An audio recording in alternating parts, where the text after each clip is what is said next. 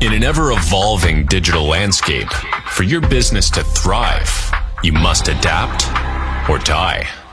Welcome to Marketing in the Age of AI, the podcast helping you harness the power of AI and marketing tools to revitalize and grow your business. And now here's your host, marketing expert and author of Authentic Marketing in the Age of AI, Emanuel Rose.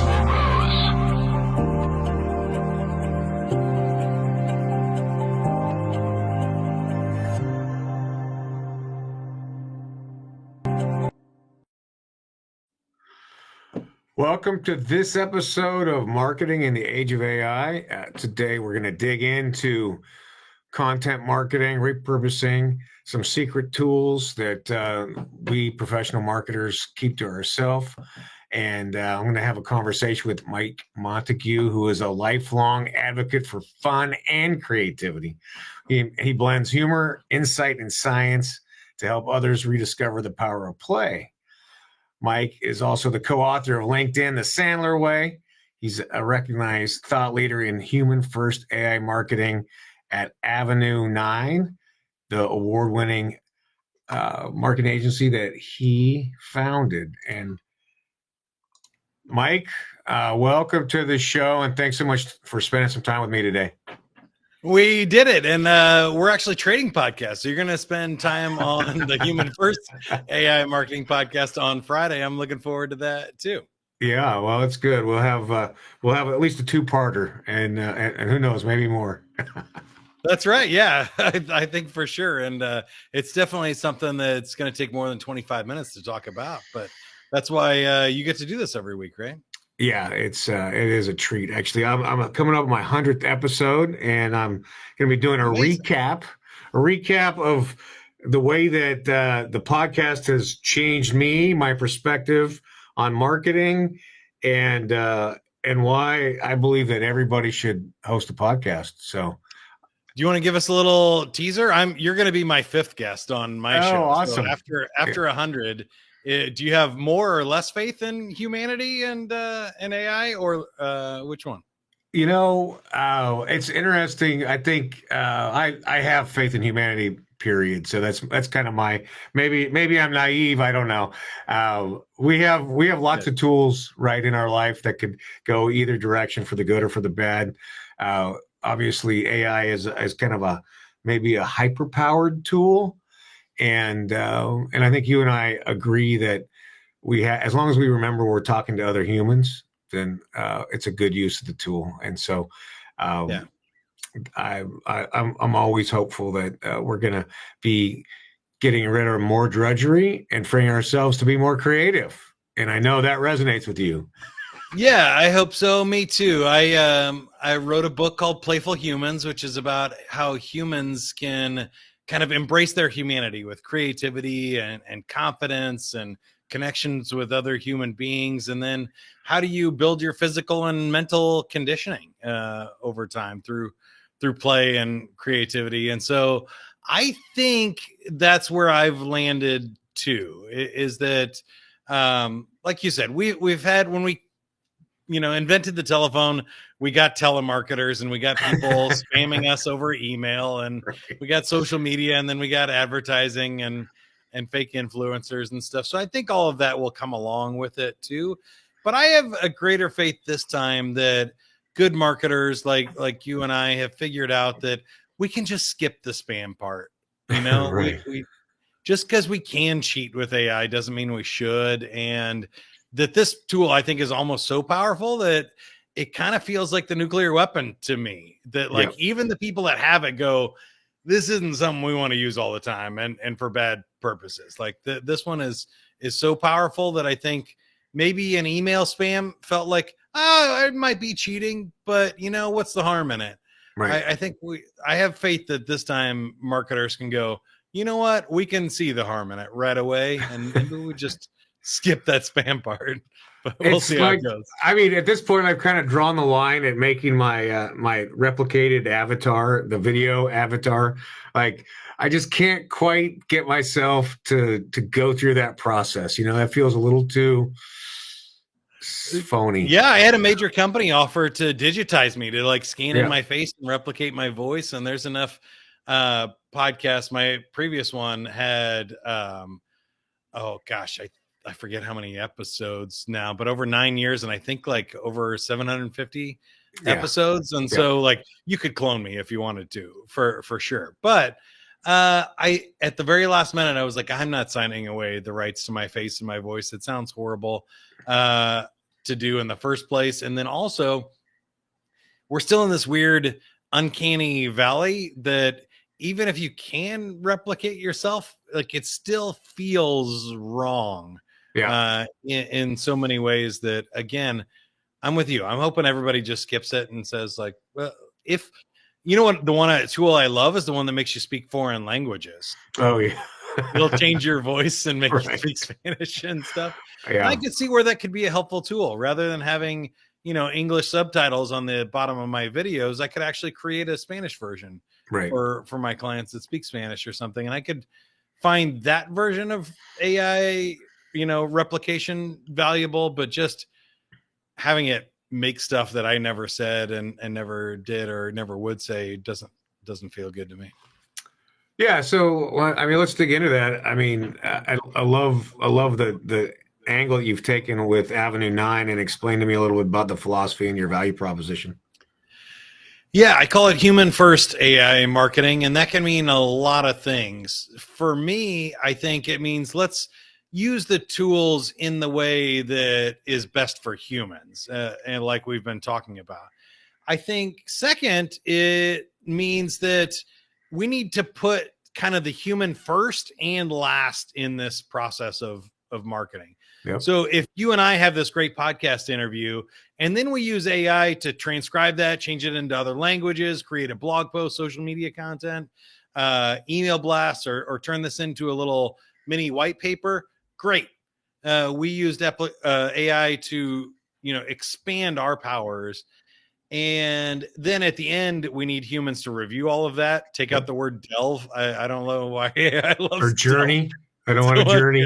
Yeah. In today's ever-changing world, delete. And take a good sales and marketing expertise look at the end of it.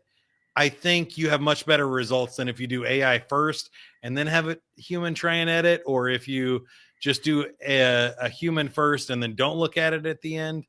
I think when you put human first in the process, you just tend to get much better results. And then finally, I think there's this cool analogy that I heard about, and I don't know who said it first, so I can't credit them, but it's the Terminator versus Iron Man analogy. Have you heard this one yet? No, not yet. Okay, so Terminator is a autonomous robot, right, with artificial intelligence that's pretending to be human. You send him out on a mission, and no matter what happens to him, he tries to accomplish the mission. Iron Man is Tony Stark, a human that's at the center of this thing, and he wraps himself in technology, and he has the Jarvis AI talking to him that he can talk to, give commands to, that can give him data and information maybe he wouldn't have as a human, and it gives him superpowers rather than becoming something else. And I think that's the way that I like to think about Avenue 9 and this human first marketing is, how do we empower the human with superpowers versus trying to automate or replicate the human in a robot form? Yeah, that's interesting. And I agree 100%. Human has got to be in the loop. We have to produce the outcome. I mean, we have to identify the outcomes that we want, and then stay in there and continue to imbue whatever content it is with our creativity. That's our job.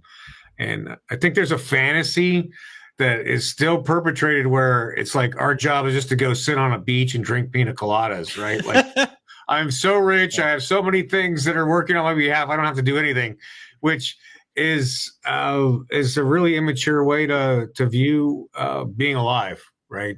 It's not realistic. Yeah, I mean, maybe someday, it could be within our lifetimes, in the next 20, 30 years, if what Elon's trying to do to colonize Mars and stuff, if you could, have everything that you needed to support human life and in food production, shelter, and and everything that we need. I think that's not necessarily a bad thing, but it does then give us a nice philosophical question about what's humans' role in that world. Yeah. And I think in that world, it's to play, it's to create art, it's self-expression and connection with other humans. And I think it gives us a nice insight into what our role should be now as we start to use AI in marketing or sales or other, business pursuits. Is the part that we shouldn't automate is the part that requires empathy and caring or some sort of artistic expression or creation from scratch, and the decisions to be made about what we build and why we build it and who we build it for. I think those are all powerful, questions that we need to ask ourselves as humans, not ask ChatGPT to answer this question. That's right. I like that. Well, as you're doing deployments for clients, what are some of the things that you're seeing helps to make that successful from the client side? Have you seen the HubSpot Content Hub and the Remix tool yet? Yeah. So that's one of the coolest things that I was basically going to do with Avenue 9. And then the week I announced Avenue 9 is the week they announced the Content Hub, which was great. I was at Inbound and stuff. So I'm a partner. I'm not knocking the tool at all. But the idea is you create some sort of source material, and then you can remix that into all the other pieces. And so if I do an awesome podcast, or I interview a company's founder, their top salesperson, their best client, then I can use AI to process that recording through the transcriptions or even the video and create the best 1 minute short that was set out of that video and post it on social media. Or I can take the top lesson learned from our clients and create a nice case study about that. But in order to do all of that, there's kind of three things that I think is interesting for marketers and business owners. One, you have to have a great source interview. You have to have somebody that can ask the right questions, that can listen, that can say, tell me more about that. That's the interesting part, and get that nugget into the recording on the first place. A second, you need kind of sales and marketing expertise to know what to pick in those remixes and how to tie them together to a nice marketing plan. Right. So AI is not quite there yet. I don't know if you have any tools there. It will make a decent marketing plan, but I wouldn't give it an A+. I would in most cases give it a C or a B- grade. And then what you can do is say, okay, based on who our target audience is, based on what we're trying to say, who this is for, this would be better as a case study. This would be better as a video. This would reach more people if we created a short, text message to send out to our clients, or an email reminder as a show up sequence to this event, because we're a membership organization, something like that. You still need to put in that creativity and expertise. And then I think at the end, as we've mentioned, like the editing and the nuance that AI misses is context. So it doesn't really know about you and your business. So you have to build that over time. But that's another thing we can talk about is custom wikis for clients, and custom built GPTs are really fun for me. And then once it does know about you and your business and your value proposition, it can do much better work for you. Yeah. So how are you structuring that? Are you doing it inside of a tool? Like I use Avia and I use Perplexity. And then we build these long conversations with basically seeding the LLM in order to continue to give us better work. But how are you structuring that?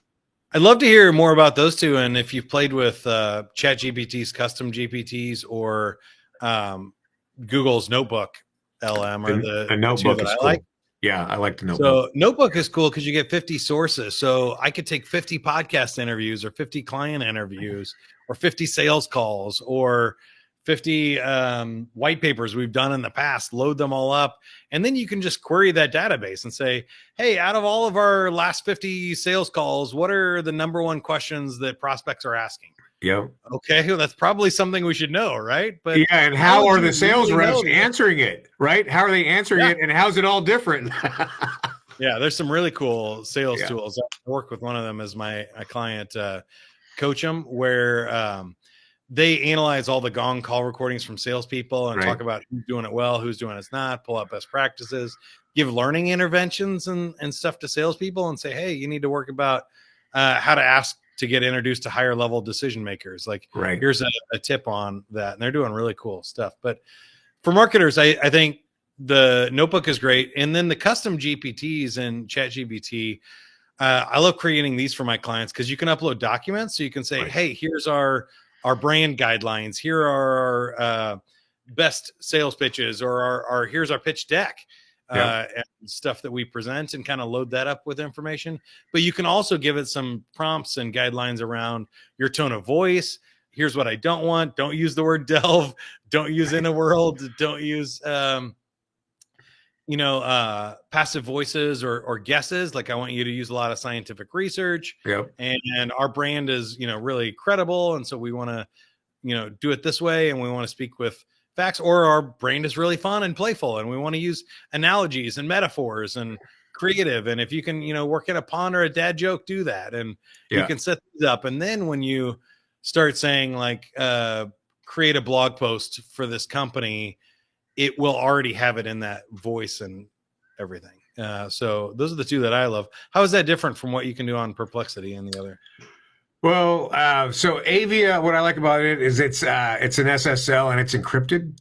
And so there's a kind of as much security as you can have for your IP, right? I mean, it's still not secure, but it's encrypted at least.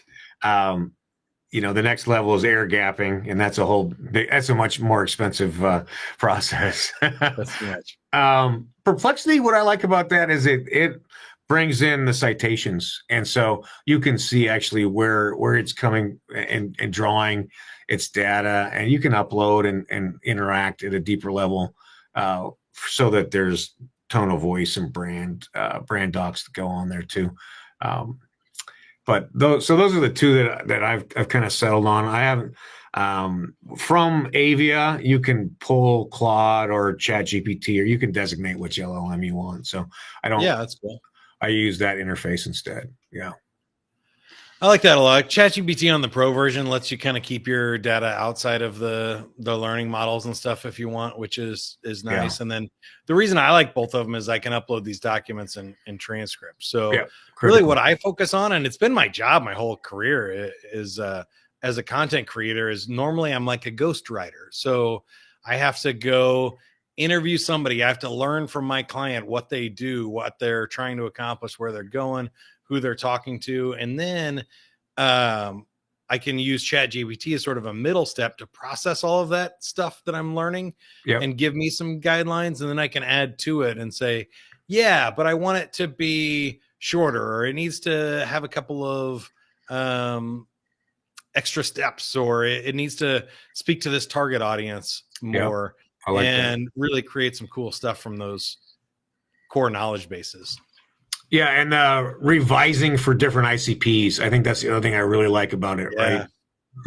Because that can be such a grueling task, is to build that source material for the various ideal client profiles. That's one thing I would love to highlight here on this podcast, because I don't think people realize how quick and easy that is now.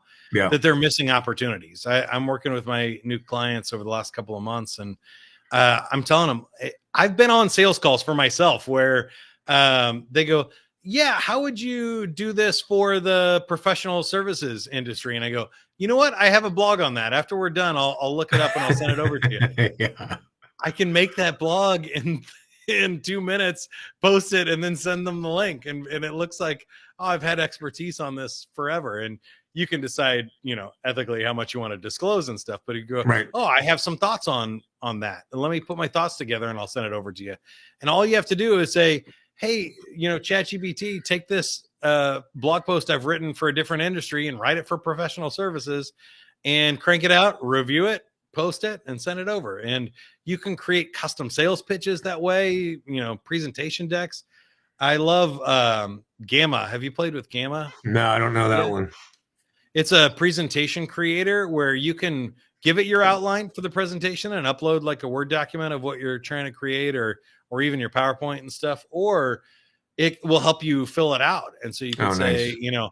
Create a sales pitch from my company to a professional services firm and include like these 8 to 10 slides or whatever. I think you can do, 25 or more if you want. So you can prompt it into doing something specific. And it'll prompt you with the outline, and then it'll give you stuff, and then it'll fill it all in, and you can make this huge custom presentation in just a few minutes. I mean, really, I've thought about doing this in a live stage show, is be like, oh, Emanuel, sorry, I was running late at the airport. They lost my bags, and I lost the flash drive that had my presentation. Let me open it up again and just make my presentation live on stage for people. And I think that would be super cool. But it's darn near that accurate that you could do it within a couple of minutes live for somebody, and then give the presentation in 5 minutes or less.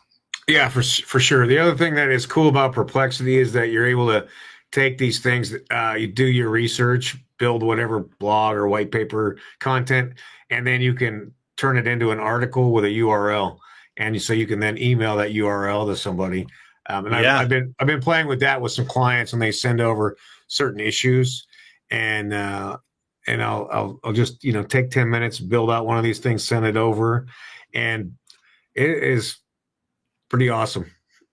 I have a question for you. Have you found yourself intentionally slowing any of that down? Because I'm torn between, I could do it on the call for them, like I mentioned, and just be like, oh yeah, let me get my thoughts together. And then like by the end of the call, be like, share my screen, and here's what I came up with.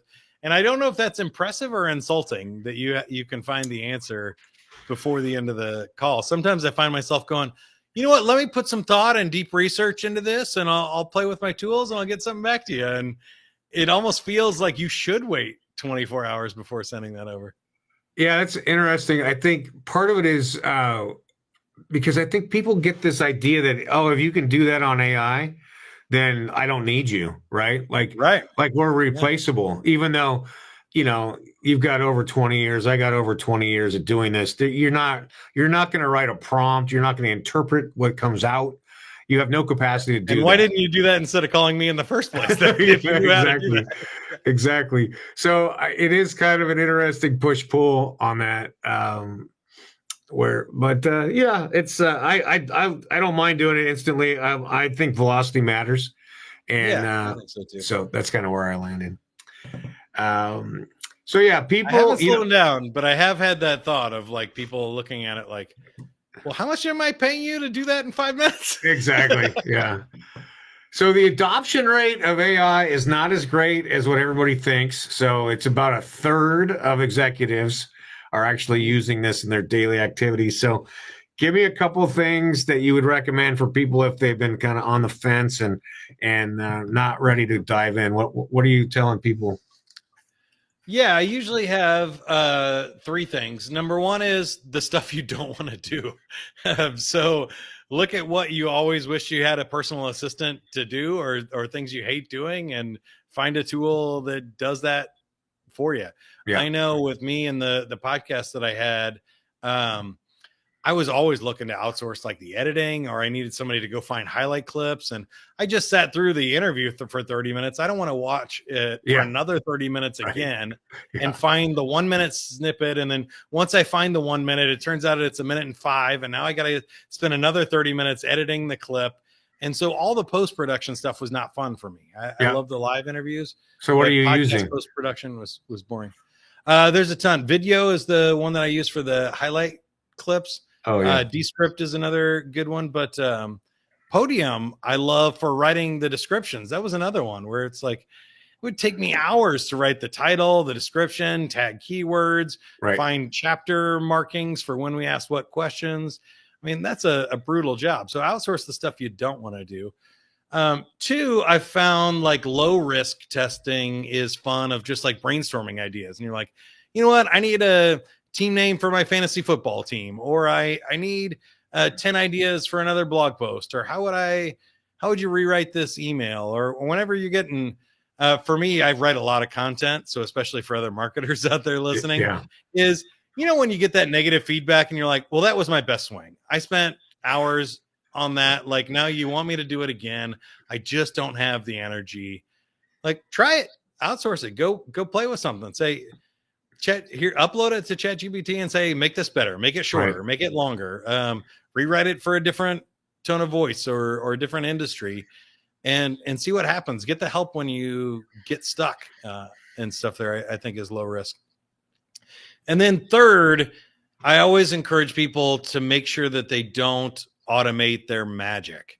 Like, if it is something you love doing, or if it's something that's critical to your business, don't just be like, oh, well, let's throw that over to AI. I think what you want to do is low risk testing, things that are annoying, things that maybe have a low impact as far as costing you money, but has a big upside if you do it right. Yeah. So one of the things is a lot of data for me. I'm not a spreadsheet guy. I think humans are bad with probability. So if you ever have, like, 1,000 calls, or you have even 1,000 emails in your inbox, if you're an executive CEO and you're like, I don't have time to even read these, set up an AI bot to read them all, give you the highlights, and pull out anything they think is important, or it can even respond to them and stuff now. But you're going to want to test that a little bit, but save yourself time. I think that's the best way to get started, and then that'll be fun, and you'll move momentum, and you'll get that. Most entrepreneurs, right? If you're a business owner or a CEO or even a marketer, we're creative people. So then once you start playing with it, you go, ooh, you know what we could use this for? We could do this really cool thing. I like it. That's a good list of 3 starting places. So I like that. Well, Mike, I'm appreciative you spent some time today with me, and I'm looking forward to being on your show. If people want to get in touch with you and at Avenue 9, what's the process? I made it super easy. It took me a long time and a lot of ChatGPT searches to find Avenue 9, so I could just get avenue9.com and Avenue 9 AI on all the social media channels. But check out, you're listening to a podcast, you made it all the way to the end. Check out Human First AI Marketing is the new podcast, and Emanuel's episode will be coming out here in the next month or so, and it'll be great. All right. Well, I'm looking forward to that. And thank you very much. I'm appreciative of your time today. Yeah. Thanks for the time. All right. See you soon. Thanks for listening to Marketing in the Age of AI. Be sure to subscribe wherever you heard this podcast so you never miss a future episode. Your copy of Authentic Marketing in the Age of AI is available at Amazon.com or EmanuelRose.com. You can also connect with Emanuel on LinkedIn. Thanks again for listening, and we'll see you next time.